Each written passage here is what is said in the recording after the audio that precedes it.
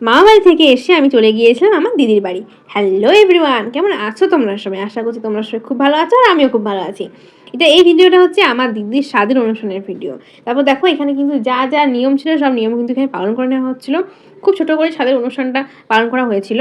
বাড়ির কজন মিলে কিন্তু এটা হয়েছিল। আর দেখো দিদি এখানে কিন্তু সবাইকে প্রণাম করে নিচ্ছে। আর এখানে কিন্তু আমি একটু করে ভিডিও করে নিচ্ছি। আমি জানি এখন আমি ভিডিও দিতে একদম পারছি না। আর কারা কারা আমার ভিডিওগুলোকে মিস করবো অবশ্যই আমার কমেন্টে একটা হাই লিখে দিও। তো এবার চেষ্টা করবো আমি সপ্তাহে একটা করে ভিডিও দেওয়ার, অবশ্যই আমি চেষ্টা করবো। তারপর এখানে দিদি সমস্ত ফল রেখে দিচ্ছিল এবং দিদি এখানে খেতে বসে পড়েছে। দুধ, চিড়ে আর মিষ্টি ছিল। জানি দিদির খেতে প্রচণ্ড কষ্ট হচ্ছিলো, কারণ এবার তো কোনোদিন খাইনি। আর দেখো এটা হচ্ছে সবথেকে একটা নটি গার্ল, যে আমার সাথে সবসময় ঝগড়া করে, জানি না কেন। আর এখানে সবাই শাকসবজি কাটছে আর কি, রান্না বান্না অনেক আয়োজন হয়েছিল। তারপর এখানে দেখো আমার দিদা কিন্তু এখানে মুড়ি খাচ্ছে, কারণ দিদা আসতে প্রচুর লেট হয়ে গেছে। তারপর আমাকে বলছে চলো আমার সাথে সাথে, আমি তো ওকে সাথে নিয়ে যাবো না, কারণ ও আমার সাথে একদম কথা বলে না। তারপর কি করলাম নেক্সট পার্টে শেয়ার করবো, বাই।